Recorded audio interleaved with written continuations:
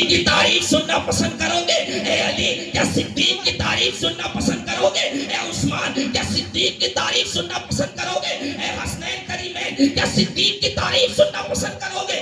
سارے لوگوں نے ایک زبان ہو کر کہا آقا جب آپ کو صدیق پسند ہے تو ہمیں بھی پسند ہے، ہمیں بھی تعریف پسند ہے۔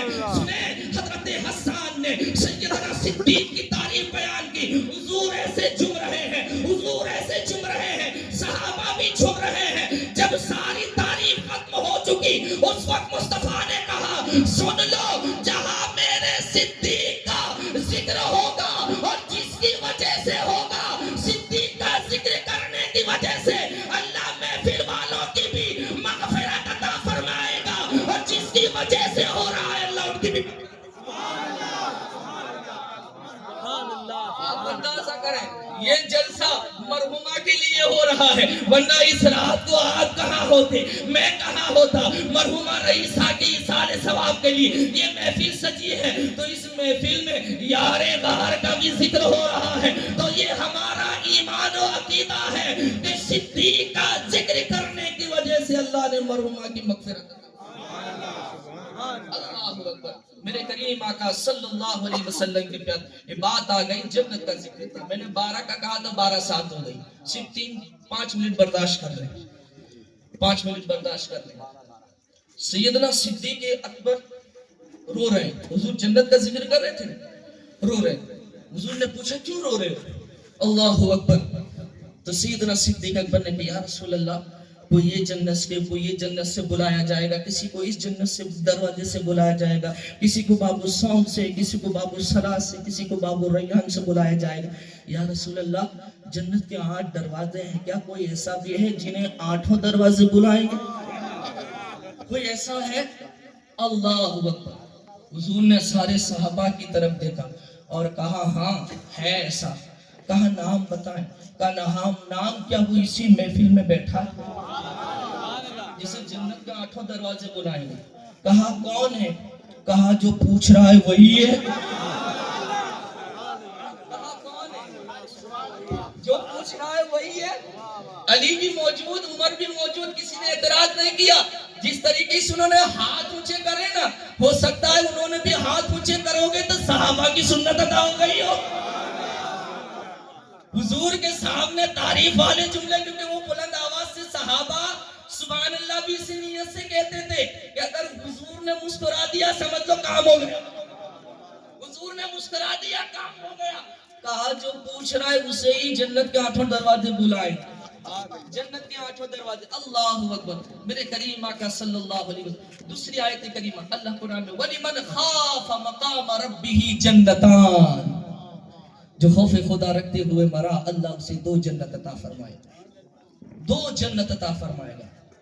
حضرت فاروق اعظم کے زمانے میں یہ واقعہ ہوا، ایک نوجوان حضرت فاروق اعظم کی ابتدا میں نماز ادا کرتا نوجوان تھا، جس راستے سے جاتا اس راستے میں ایک نوجوان لڑکی بھی تھی، بڑی خوبصورت تھی اور اسے گناہ کی دعوت دیتی تھی، لیکن وہ جس کے نگاہوں میں حسن مصطفیٰ ہو وہ فانی دنیا کی حسن پہ کیا فدا ہوگا۔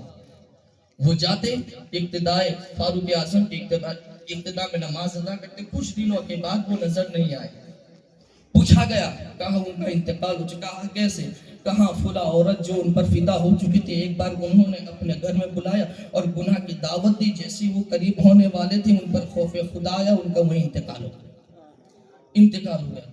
رات کا وقت تھا، والد نے رات کو ہی دفن کر دیا۔ حضرت فاروق اعظم نے ان کے والد سے پوچھا کہ تم نے مجھے کیوں نہ بلایا؟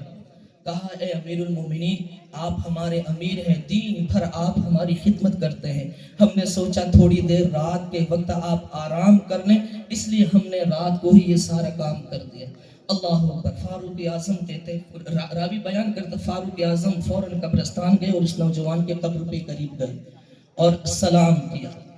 گویا کہ سلام کرنا قبر والوں کو یہ فاروق کی سنت ہے، کیونکہ جو بھی ہمارا مرنے والا ہوتا ہے نا وہ زندہ رہتا ہے، اسی لیے تو حکم دیا گیا قبرستان جب کسی کے گھر میں جاؤ تو بنا سلام کے مت جاؤ، سلام کر کے جاؤ۔ ہو سکتا ہے کون کس حالت میں بیٹھا ہو، خواتین بھی ہوتی ہیں، گھر کا فرد بھی ہو تو وہ بھی باہر سے بلند آواز سے سلام کر کے گھر میں جائیں، تاکہ اگر آپ کی بہن بغیر دوپٹہ بیٹھی ہو تو دوپٹہ سیدھا کر لے. خواتین کچھ ایسے بیٹھی رہتی ہے گھر میں ہوتا ہے تو ایسے بھی، لیکن اچانک کوئی غیر مرد چلا جائے بیچاری شرمندہ ہو جاتی. تو حکم دیا گیا جب بھی، اس لیے قرآن میں بھی کہا نا یا ایھا الذین آمنوا لا تدخلوا البیوت، یعنی گھر میں اس وقت تک داخل نہ ہو جب تک کہ تمہیں اجازت نہ دی جائے، اور سلام کرو. تو سلام کرنا، ہم جب بھی قبرستان میں جاتے ہیں کیا کہتے ہیں؟ السلام علیکم یا اہل القبور، اے قبر والو تمہیں سلام ہو. اب یہاں رہ کر علماء ایک نقطہ بیان کرتے ہیں. لوگ کہتے ہیں کہ نبی مر کر مٹی میں مل گئے تو امتی کو سلام کیوں کرتے؟ امتی کو سلام، کیونکہ سلام تو اسے کیا جاتا ہے نا جو زندہ ہو، جو جواب دے. جو مر گئے اسے سلام کیوں کرتے ہو؟ تو حضور نے کہا مرنے کے بعد میری امت بھی زندہ رہتی ہے، وہ تمہارے سلام کا جواب بھی دیتی ہے. السلام علیکم یا اہل القبور. ابھی ہم گیٹ پہ داخل ہوئے اور ہمارے مرحوم کی قبر دور ہے، قریب میں نہیں ہے. قریب جا کے کرتے تو بات الگ تھی، لیکن گیٹ پہ داخل ہوئے، کہا حکم دیا گیا ایک قدم اندر رکھو قبرستان میں اور کہو السلام علیکم یا اہل القبور. جمع کہا گیا، واحد نہیں کہا گیا.